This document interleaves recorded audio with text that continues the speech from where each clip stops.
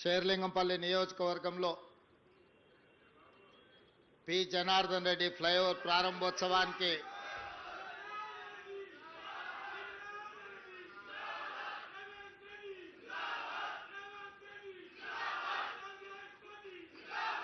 సభాధ్యక్షత వహించిన షేర్లింగంపల్లి శాసనసభ్యులు అరకపూడి గాంధీ గారు,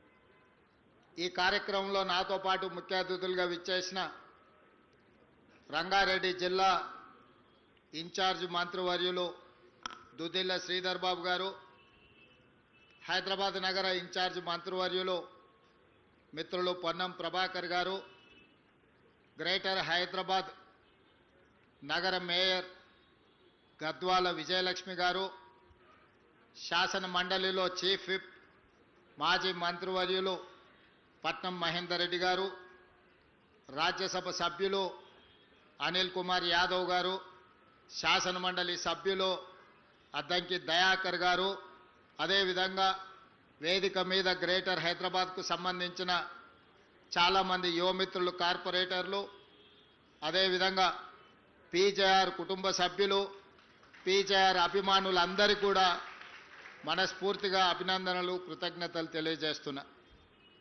మిత్రులారా, ఈ జంట నగరాలలో దాదాపుగా ఒక 20-25 సంవత్సరాలు కనీసం పీజేఆర్ శకం నడిచింది. ఆనాడు ఇతర ప్రాంతాల నుంచి, ఇతర జిల్లాల నుంచి, ఇతర రాష్ట్రాల నుంచి ఈ నగరానికి ఉపాధి కోసం, జీవనోపాధి కోసం ఎవరు వచ్చినా వాళ్ళు నివసించడానికి నిలువ నీడనిచ్చిన ఈ నగరంలో ఎక్కడైనా ప్రభుత్వ స్థలంలో వాళ్ళు సొంతంగా పేదవాళ్ళు ఒక చిన్న ఇల్లు కట్టుకున్నా, అదేవిధంగా ఉద్యోగ సంఘాలు లేదా ప్రైవేట్ వ్యక్తులు చిన్న చిన్న కాలనీలు కట్టుకొని మౌలిక వసతులు లేకపోయినా, లేదా వలస వచ్చిన వాళ్ళ మీద ఎవరైనా అన్యాయంగా దౌర్జన్యాలు చేస్తే ఆనాడు పీజేఆర్ గారు పిలిస్తే పలికే నాయకుడిగా ఈ పేదలందరికీ అండగా నిలబడ్డాడు. ఎప్పుడైనా, ఏ రాత్రి అయినా, ఏ పగలైనా పేదవాడికి కష్టం వచ్చిందంటే పలికే నాయకుడిగా, పిలిస్తే పలికే నాయకుడిగా పి జనార్దన్ రెడ్డి గారు ఎనలేని సేవలను అందించారు. వారు జంట నగరాలకే కాదు, ఆనాడు ఉమ్మడి ఆంధ్రప్రదేశ్లో కార్మిక నాయకుడిగా అటు విశాఖపట్నం కావచ్చు, విజయనగరం కావచ్చు, తిరుపతి కావచ్చు, లేదా కర్నూలు ప్రాంతంలో ఉండే కార్మికుల కోసము, జంట నగరాలలో ఉండే కార్మికుల కోసం నిరంతరం వారు శ్రమ చేస్తూ పేదవాళ్ళకు అండగా నిలబడి వారు ఒక గొప్ప పేరు, కీర్తిని సంపాదించి పెట్టిండ్రు. అదేవిధంగా 1994 నుంచి 99 వరకు సిఎల్పి నాయకులుగా వారు చేసిన పోరాటం ఎప్పటికీ జంట నగర వాసులు మర్చిపోరు. ఆనాడు ముఖ్యంగా ప్రధానంగా 1989 నుంచి 92 వరకు దోమల్గూడలో ఉన్న ఏవీ కాలేజీలో నేను విద్యార్థిని, నేను డిగ్రీ చదువుకునేటప్పుడు ఆ దోమల్గూడ ఏవీ కాలేజ్ పక్కనే పి జనార్దన్ రెడ్డి గారి ఇల్లు ఉండేది. ఏ రోజు మేము కాలేజీకి వెళ్తున్నా వందలాది మంది పీజేఆర్ గారి ఇంటి ముందల పేదవాళ్ళు వారిని కలవడానికి, వారి సమస్యల్ని చెప్పుకోవడానికి వాళ్ళు ఎప్పుడూ పీజేఆర్ని కలిసేది. ఎప్పుడు చూసినా జనాల సందడితోని పీజేఆర్ గారి ఇల్లు సమస్యల పరిష్కారానికి ఒక జనతా గ్యారేజ్ లాగా ఆనాడు పీజేఆర్ గారి ఇల్లు దోమల్గూడలో పేదలకు ఒక ధైర్యంగా పీజేఆర్ గారి నివాసం ఆ రోజు పేదలకు అండగా ఉండే. ఆనాడు విద్యార్థిగా పి జనార్దన్ రెడ్డి గారు మంత్రిగా ఉన్నప్పుడు పి జనార్దన్ రెడ్డి జంట నగరాల సమస్యల కోసం పోరాడుతున్నప్పుడు వారిని చూడడం జరిగింది. ఇదే కాదు, వారు ప్రతిపక్షంలో ఉన్నప్పుడు హైదరాబాదు నగర దాహార్తిని తీర్చడానికి హైదరాబాదు నగరంలో తీవ్రమైన నీటి ఎద్దడి సమస్య ఉండేది. ఎండాకాలం వచ్చిందంటే సచివాలయం ముందు కుండల ప్రదర్శన ఉండేది. వేలాది మంది మహిళలు అక్కడ పీజేఆర్ గారి నాయకత్వంలో ధర్నాలు చేసేది. ఆనాటి ప్రభుత్వం మీద పీజేఆర్ గారు చేసిన పోరాటం వల్ల కృష్ణానది జలాలను తీసుకొచ్చి నాగార్జున సాగర్ నుంచి హైదరాబాద్కి కృష్ణానది జలాలను తరలించి హైదరాబాదు నగర ప్రజల దాహార్తిని తీర్చడానికి ఆనాడు పీజేఆర్ గారు చేసిన పోరాటమే ఈరోజు హైదరాబాదు నగర ప్రజల యొక్క దాహార్తిని తీర్చే అవకాశంగా ఏర్పడ్డది. ఆనాడు వారి పోరాటమే భవిష్యత్తులో గోదావరి జలాలు, మంజిరా జలాలు, సింగూరు జలాలు, కృష్ణానది జలాలను తీసుకొచ్చి దాదాపుగా 1,20,00,000 మంది జనాభా ఉన్న ఈ నగరానికి ఈరోజు తాగునీటి సమస్యను తీర్చడం జరిగింది. దానికి ప్రతి పేదవాడు ఇవాళ నగరంలో ఎవరైతే సురక్షితమైన మంచినీటిని తాగుతున్నారో వాళ్ళందరూ కూడా పీజేఆర్ గారిని గుర్తు చేసుకొని స్మరించుకోవాల్సిన సందర్భం. అదేవిధంగా ఖైరతాబాద్ శాసనసభ నియోజకవర్గం అంటే ఆనాడు దేశంలోనే పేరెన్నికగానే, నాకు తెలిసి దేశంలోనే అత్యధిక జనాభా, అత్యధిక ఓటర్లు ఉన్న శాసనసభ నియోజకవర్గం కింద ఆనాడు ఖైరతాబాద్ శాసనసభ నియోజకవర్గం ఉన్నది. 2004 ఎన్నికల సందర్భంగా నాకు తెలిసినంత వరకు ఖైరతాబాద్ శాసనసభ నియోజకవర్గం 7.5 లక్షల ఓట్లతోని ఆనాడు ఖైరతాబాద్ నియోజకవర్గం ఉన్నది. అయితే ఈరోజు హైటెక్ సిటీగా మనం చెప్పుకునే ఈ ప్రాంతం అభివృద్ధి పదం వైపు నడిచి ప్రపంచ దిగ్గజ కంపెనీలకి ఇవాళ వేదికైన ఈ షేర్లింగంపల్లి, గచ్చిబౌలి ప్రాంతం ఆనాడు ఖైరతాబాదు శాసనసభ నియోజకవర్గంలో ఒక భాగమే అన్న సంగతి ఇవాళ మనం అందరం గుర్తు చేసుకోవాల్సిన అవసరం ఉన్నది. మిత్రులారా, ఈరోజు మనం హైటెక్ సిటీ అని పిలిచే ఈ హైటెక్ సిటీ 1992లో పీజేఆర్ గారు మంత్రి ఉన్నప్పుడు, నేదురుమల్లి జనార్దన్ రెడ్డి గారు ముఖ్యమంత్రిగా ఉన్నప్పుడు, పెద్దలు పివి నరసింహారావు గారు ప్రధానమంత్రిగా దేశానికి సేవలు అందించినప్పుడు రాజీవ్ గాంధీ టెక్నాలజీ పార్కు కింద ఇక్కడ హైటెక్ సిటీకి మొట్టమొదట పునాది రాయేసి ఆనాడు ప్రారంభోత్సవ కార్యక్రమం పి జనార్దన్ రెడ్డి గారి నేతృత్వంలోనే పునాది రాయబడ్డది. ఆ తర్వాత కాలాంతరంలో దాన్ని మహారాష్ట్రకు తరలించాలని కుట్రలు జరుగుతూ కూడా పీజేఆర్ గారు అడ్డంబడి ఆ హైటెక్ సిటీని ఆనాడు రాజీవ్ గాంధీ టెక్నాలజీ పార్క్గా పిలిచిన ఆ సాంకేతిక నైపుణ్యాన్ని ఇక్కడనే వారు ఆపినారు. ఆ తర్వాత వచ్చిన ఆంధ్రప్రదేశ్ ముఖ్యమంత్రిగా చంద్రబాబు నాయుడు గారు బాధ్యతలు చేపట్టిన తర్వాత 1998లో రాజీవ్ గాంధీ టెక్నాలజీ పార్కును హైటెక్ సిటీగా మార్చి ఆనాటి ప్రధానమంత్రి అటల్ బిహారీ వాజ్పేయి గారిని పిలిపించి పెద్ద ఎత్తున అక్కడ అభివృద్ధి కార్యక్రమాలు తీసుకొచ్చి ఆనాడు సైబరాబాదు ప్రణాళికలు రచించి చంద్రబాబు నాయుడు గారు ఈ ప్రాంతాన్ని అభివృద్ధిని ఇంకొక స్థాయికి తీసుకెళ్లడానికి వారి కృషి చేసిండ్రు. ఆనాడు పివి నరసింహారావు గారు ప్రధానమంత్రిగా ఉన్నప్పుడు, పి జనార్దన్ రెడ్డి, నేదురుమల్లి జనార్దన్ రెడ్డి గారు మంత్రిగా, ముఖ్యమంత్రిగా ఉన్నప్పుడు వేసిన శిలా ఫలకమే పునాది రాయే ఆ తర్వాత హైటెక్ సిటీగా మారింది. అటల్ బిహారీ వాజ్పేయి, చంద్రబాబు నాయుడు గారి నేతృత్వంలో ఈరోజు ఈ ప్రాంతం అంతా విస్తరించింది. ఇవాళ ఈ ప్రాంతంలో ప్రపంచ దేశాలలో దిగ్గజ కంపెనీలైన అది గూగుల్ కావచ్చు, ఇన్ఫోసిస్, మైక్రోసాఫ్ట్ కావచ్చు, ఇట్లా చెప్పుకుంటూ వెళ్తే 500 ఫార్చ్యూన్ కంపెనీలలో 85 ఫార్చ్యూన్ కంపెనీలు ఇవాళ ఈ ప్రాంతంలో షేర్లింగంపల్లి నియోజకవర్గంలో వాటి కార్యక్రమాలు కొనసాగిస్తున్నాయంటే ఆనాటి ప్రధానమంత్రులు పివి నరసింహారావు గారు, అటల్ బిహారీ వాజ్పేయి గారు తీసుకున్న నిర్ణయమే ఈ రోజు ఈ నగరం ఒక మహానగరంగా రాణించడమే కాదు, ప్రపంచ దేశాలలో ఉన్న దిగ్గజ కంపెనీలు ఇవాళ ఈ ప్రాంతానికి వచ్చినాయి. లక్షలాది మంది నిరుద్యోగ యువకులకు ఉద్యోగ ఉపాధి అవకాశాలు కల్పించినాయి. ఇదే కాదు, ఇవాళ ఈ తెలంగాణ ఆర్థిక ఆదాయంలో దాదాపుగా 60-65% నగరం నుంచే ఆదాయం వస్తుంది. ఆ ఆదాయమే ఈరోజు తెలంగాణ రాష్ట్ర అభివృద్ధికి మనం వినియోగించుకుంటున్నాం. మరి అలాంటిది ఈ నగరాన్ని ఇంకా గొప్ప నగరంగా తీర్చిదిద్దాలన్న ఆలోచన మళ్ళీ శ్రీమతి సోనియా గాంధీ గారి నేతృత్వంలో ఏర్పడ్డ తెలంగాణ రాష్ట్రంలో ప్రజాపాలన ఇందిరమ్మ రాజ్యం వచ్చిన తర్వాత 2023 డిసెంబర్ 7 నాడు మళ్ళీ అదే సంకల్పంతో అభివృద్ధి పదం వైపు నడిపించాలని మేము ముందుకు వచ్చినాం.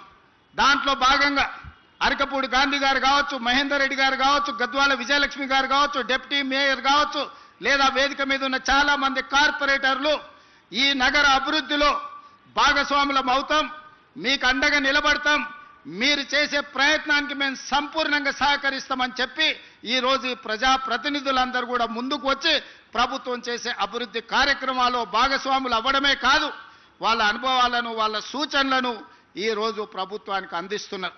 వాళ్ళందరూ అభివృద్ధిలో భాగస్వాములు కావాలి. ఈ నగరం ఒక గొప్ప నగరంగా అభివృద్ధి చెందాలి. ఈ నగరం బెంగళూరుతోనో ఢిల్లీతోనో ముంబైతోనో చెన్నైతోనో పోటీ కాదు.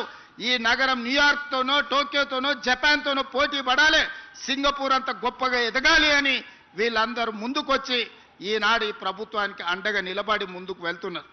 ఎప్పుడైనా మంచి పనులు చేసేటప్పుడు ఇవాళ వీళ్ళే కాదు, ఆనాడు దేవతలు యజ్ఞాలు చేసినప్పుడు కూడా రాక్షసులు వచ్చి ఆ యజ్ఞానికి భంగం కలిగించడానికి ప్రయత్నం చేసిండ్రు. అంత మాత్రాన దేవతలు చేసే యజ్ఞాన్ని ఎక్కడ వాళ్ళ అవంతరాలు కల్పించిన ఆగిపోలేదు. ఈరోజు ఈ నగరాన్ని ఒక మహానగరంగా న్యూయార్క్ టోక్యో లాంటి నగరాలతో పోటీ పడే విధంగా మేము చేసే అభివృద్ధిలో ఎవరు అడ్డుపడ్డా కూడా అడ్డంకులను తొలగించుకుంటాం, అవాంతరాలను అధిగమిస్తాం. ఈ నగరాన్ని గొప్ప నగరంగా తీర్చిదిద్దడానికి ప్రణాళికలు తీసుకొని తెలంగాణ రైజింగ్ 2047 ప్రణాళికతోని ఈరోజు ముందుకు వెళ్ళాలని మేము నిర్ణయం తీసుకున్నాం. ఇవాళ ఇక్కడున్న ఫ్లోర్ లీడర్ రాజశేఖర రెడ్డి గారు కావచ్చు, మిగతా వాళ్ళందరూ కూడా మన ప్రణాళికల్ని ప్రజలకు తీసుకెళ్ళండి. మీరే ఈ కార్పొరేటర్లు, ఈ జంట నగరాల్లో ఉన్న ఈ శాసన సభ్యులే ప్రజలకు వివరించండి. ఈరోజు ప్రజలకు అభివృద్ధి కావాలి, ప్రజలకు రాజకీయాలతో సంబంధం లేదు. ప్రభుత్వానికి కూడా ఇప్పుడు రాజకీయాలు చేరుకోవాలనుకోవట్లేదు. ఎన్నికలు వచ్చినప్పుడే రాజకీయాలు, ఇప్పుడు అభివృద్ధిని చెయ్యడమే మా బాధ్యతగా భావిస్తున్నాం. అందుకే ఈరోజు ఔటర్ రింగ్ రోడ్డు ఇన్సైడ్ ఏదైతే హైదరాబాద్ నగరం ఉందో కోర్ అర్బన్ రీజన్గా ఇవాళ తీర్చిదిద్దాలని, ఔటర్ రింగ్ రోడ్డు నుంచి ఈరోజు రీజనల్ రింగ్ రోడ్డు దాదాపుగా 363 కిలోమీటర్లతోని రీజనల్ రింగ్ రోడ్డుని ఇవాళ RRRను మనం ప్రణాళిక చేసినాం. అక్కడి వరకు సెమీ అర్బన్ రీజన్గా రీజనల్ రింగ్ రోడ్డు అవతల మిగతా తెలంగాణ ప్రాంతాన్ని రూరల్ తెలంగాణగా 3 లేయర్లుగా ఈరోజు తెలంగాణ రాష్ట్రాన్ని విభజించాలనుకున్నాం. రాబోయే 100 రోజుల్లో కోర్ అర్బన్ రీజన్కి సంబంధించిన ప్రణాళికలు సిద్ధమవుతున్నాయి. ఆ ప్రణాళికలలో భాగంగా ఈరోజు ఢిల్లీ దేశ రాజధాని, పార్లమెంట్ అక్కడే ఉంది, ప్రధానమంత్రి గారు అక్కడే ఉన్నారు, కేంద్ర మంత్రులంతా అక్కడనే ఉంటారు. కానీ కాలుష్యం పెరిగిపోయి అక్కడ పాఠశాలలకు సెలవులు, పార్లమెంటుకు సెలవులు, ప్రజలు రోడ్ల మీదకి రావడానికి సెలవులు. ఈరోజు ఢిల్లీ నగరంలో నివసించలేని పరిస్థితి వచ్చింది. దీనికి ప్రధానమైన కారణం, ఇంత పెద్ద దేశంలో దేశ రాజధానిలో ప్రజలు నివసించలేని పరిస్థితి వచ్చింది అనంటే ఆనాటి పాలకులు ఢిల్లీ నగరంలో సరైన ప్రణాళికలు రచించకపోవడం వల్ల ఈరోజు విపరీతమైన కాలుష్యం వల్ల ఢిల్లీ నగరంలో నివసించలేని పరిస్థితి. చెన్నైలో వర్షాలు వస్తే లేదా ట్రాఫిక్ సంగతి మీరు చూసారు, చెన్నై వర్షానికి అతలాకుతలం అయిపోతుంది. బెంగళూరు నగరం ఈరోజు ట్రాఫిక్లో చిక్కుకొని ఎయిర్పోర్ట్కు పోవాలంటే నగరంలో నుంచి 6 గంటల ముందు బయలుదేరాల్సిన పరిస్థితి వచ్చింది. మరి ఇవాళ మిత్రులారా, జంట నగరాలలో ఉండే యువకులారా, మీరు ఆలోచన చేయండి. మనం ముంబై నుంచి, చెన్నై నుంచి, ఢిల్లీ నుంచి నేర్చుకోవాల్సిన అవసరం ఉన్నదా లేదా? అక్కడ వస్తున్న అవాంతరాలు, ఉపద్రవాన్ని దృష్టిలో పెట్టుకొని మన నగరానికి ప్రణాళికలు సిద్ధం చేసుకోవాల్సిన అవసరం ఉందా లేదా? ఇంకా రాజకీయాల ముసుగులో ప్రభుత్వం చేసే కార్యక్రమాలను అడ్డుకునే వాళ్ళను క్షమించుకుంటూ పోదామా? మీరు ఒక్కసారి ఆలోచన చేయండి. ప్రజలకు తీర్పు ఇచ్చిండ్రు. 5 సంవత్సరాలు ఎవరు పరిపాలన సాగించాలో ప్రజలు ఆమోదం తెలిపిండ్రు. 5 సంవత్సరాల కోసం ప్రజలు ఎన్నుకున్న ప్రభుత్వాన్ని పని చేయనీయకుండా ప్రతిరోజు కోర్టులో లిటిగేషన్ వేసి పనులు చేస్తున్న వాళ్ళ మీద బురద జల్లి ఈరోజు నగర అభివృద్ధిని అడ్డుకోవాలనే ప్రయత్నం చేస్తున్నారు. ఇవాళ ఫైనాన్షియల్ డిస్ట్రిక్ట్ అభివృద్ధి అయితే దాదాపుగా 10 లక్షల మందికి ఉద్యోగాలు వచ్చినాయి. ఈరోజు ఇక్కడనే దుర్గం చెరువు పక్కన నాలెడ్జ్ పార్క్ వస్తే 5 లక్షల మందికి ఉద్యోగాలు వచ్చినాయి.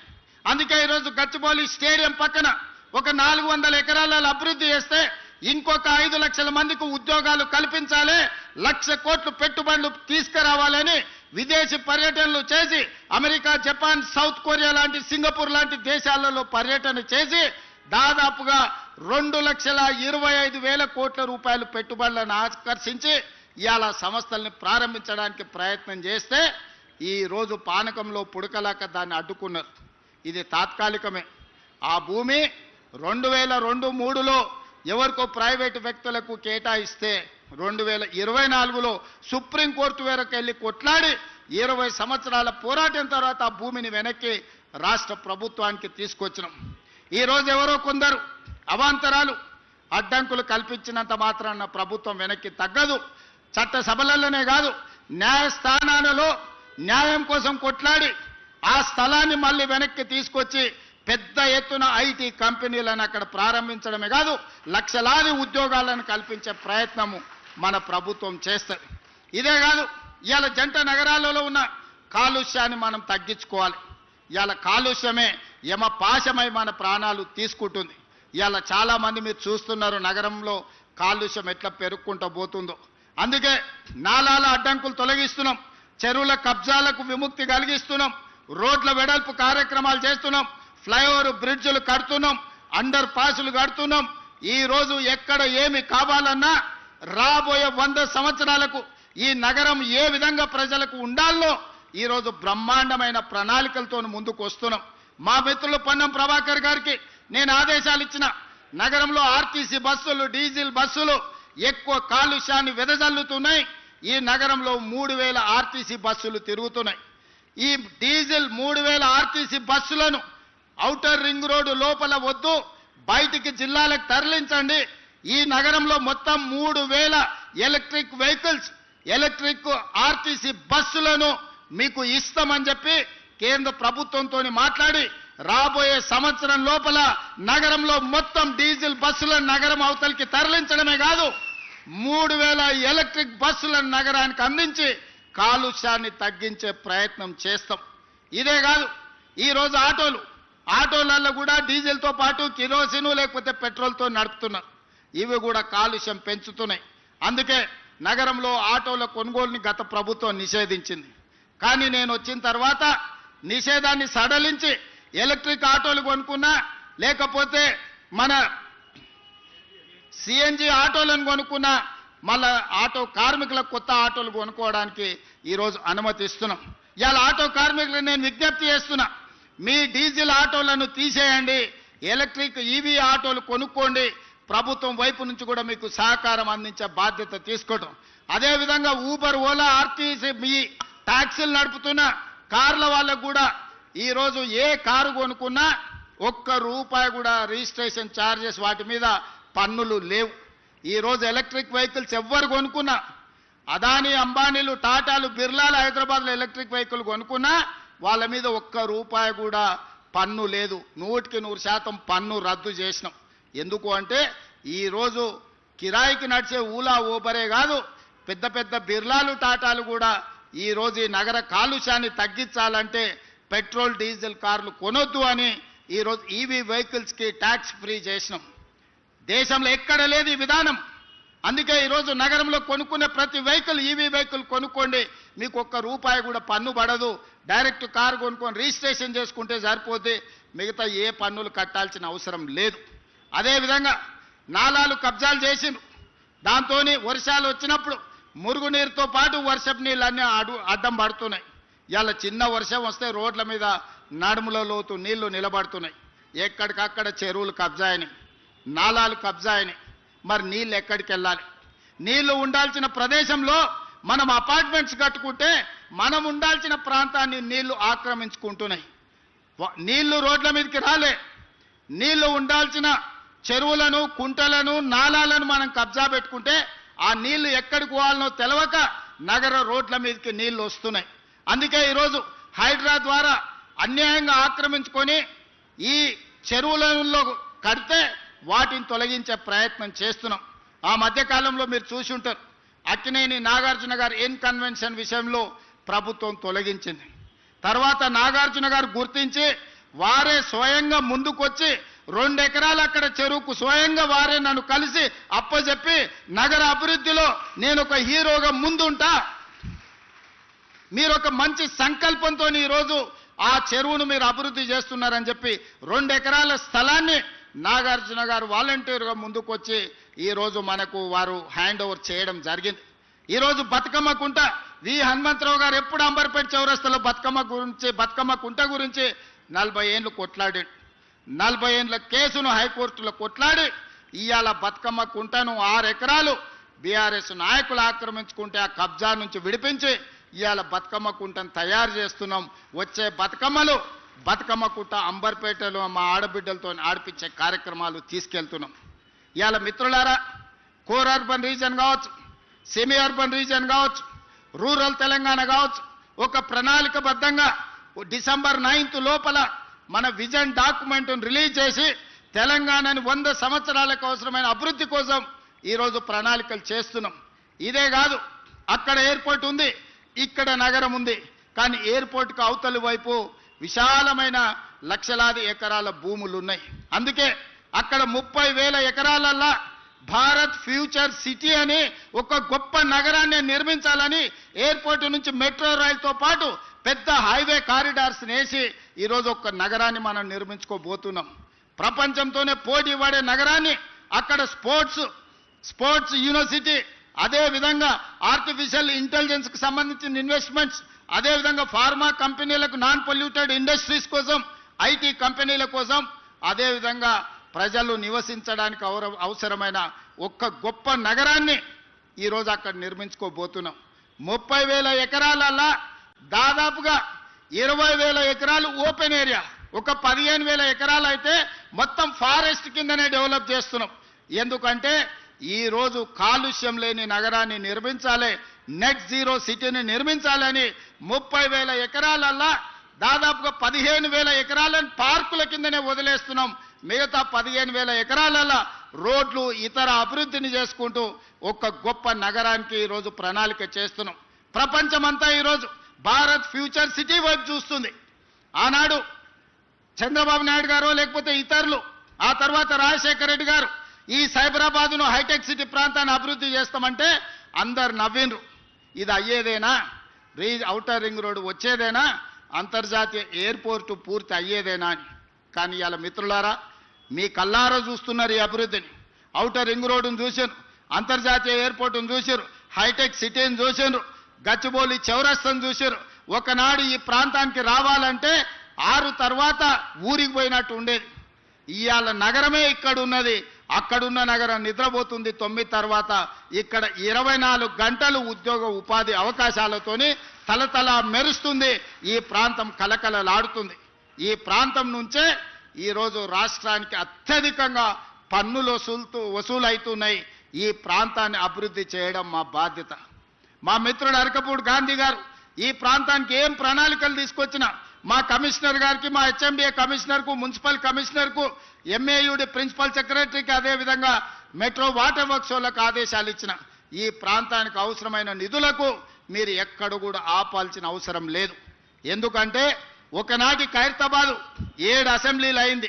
ఇవాళ Kutbullapur, Cantonment, Kukatpally, Serilingampally, Khairatabad, Jubilee Hills, అంబర్పేటలో కొంత భాగం, ఇవన్నీ ఆనాడు పీజేఆర్ గారు నాయకత్వం వహించిన ఖైరతాబాద్ నియోజకవర్గం 7 అసెంబ్లీలు అయింది. ఇవాళ షేర్లింగం అది 2009లో. మరి 2009కి 2029కి ఒకే రకమైన పోలిక ఉంది. ఆనాడు పీజేఆర్ గారు నాయకత్వం వహించిన ఖైరతాబాద్ 7 అసెంబ్లీలు అయి 7 మందిని ఎమ్మెల్యేలు చేసింది. ఈరోజు మా మిత్రుడు అరకపూడి గాంధీ నాయకత్వం వహించే షేర్లింగంపల్లి కనీసం 4 అసెంబ్లీలు అవుతుంది 29లో. నియోజకవర్గాల పునర్విభజన జరగబోతుంది. నియోజకవర్గాల పునర్విభజన 2029లో జరగబోతుంది. 2009లో ఏ విధంగా అయితే 6-7 మంది కొత్త ఎమ్మెల్యేలను అందించడానికి ఖైరతాబాద్ ఉపయోగపడ్డదో, రేపు ఈ షేర్లింగంపల్లి నియోజకవర్గం కూడా ఈరోజు మిత్రుడు అరకపూడి గాంధీ చేస్తున్న అభివృద్ధి మళ్ళా 4-5 ఎమ్మెల్యేలను కొత్తలను తయారు చేయడానికి ఉపయోగపడుతుంది. తప్పకుండా ఈ ప్రాంతాన్ని అభివృద్ధి చేస్తాం. ఆనాడు అన్ని సీట్లను అరకపూడి గాంధీ గెలిపించే బాధ్యత ఆయనదే. ఎందుకంటే ఆయన అడిగిన అన్ని నిధులు ఈరోజు మేము ఇస్తున్నాం. ఈరోజు పీజేఆర్ గారు పేరు పెట్టడానికి కారణం ఉంది. ఆ హైటెక్ సిటీ రావడానికి పీజేఆర్ కారణం. ఈ ప్రాంతం అభివృద్ధి చెందడానికి పీజేఆర్ గారు కారణం.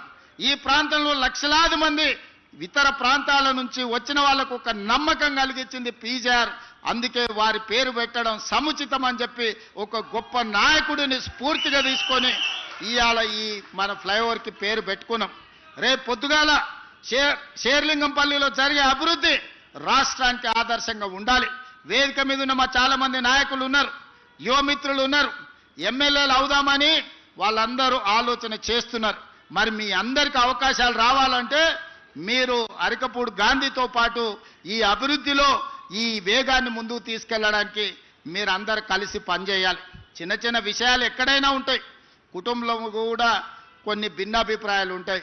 భిన్నాభిప్రాయాలు భేదాభిప్రాయాలు కాదు. మీ అందరినీ కాపాడుకునే బాధ్యత మిత్రుడు శ్రీధర్ బాబు గారిది. ఎందుకంటే వారికి చతురత తెలుసు, రాజకీయ వ్యూహం తెలుసు. పివి నరసింహారావు గారు ప్రాతినిధ్యం వహించిన మంతనికి వారు ఎమ్మెల్యే. మొదట పివి నరసింహారావు గారు, ఆ తర్వాత శ్రీపాదరావు గారు, ఆ తర్వాత శ్రీధర్ బాబు గారు మంతని నుంచి రాష్ట్రానికి దేశానికి సేవలు అందించారు. మరి వారి నుంచి వారు ఎంతైనా నేర్చుకొని ఉంటారు కదా. అందుకే రంగారెడ్డి జిల్లాకు వారిని ఇన్ఛార్జ్ మంత్రిగా ఈరోజు నియమించినాం. షేర్లింగంపల్లిలో ఏ సమస్య ఉన్నా మీరు వారి దగ్గరికి వెళ్ళి కూర్చోండి, వారి పరిష్కరిస్తారు. ఈ ప్రాంత అభివృద్ధి నిధుల కోసం ఏమున్నా వారు ఎండార్స్ చేసిందంటే ఒక్క నిమిషం ఆపుకుంటా మంజూరు చేసే బాధ్యత నాది. అందుకే మిత్రులారా, మీరందరూ అభివృద్ధిలో భాగస్వాములు కాండి. మీ రాజకీయ భవిష్యత్తుకు నాది పూచి.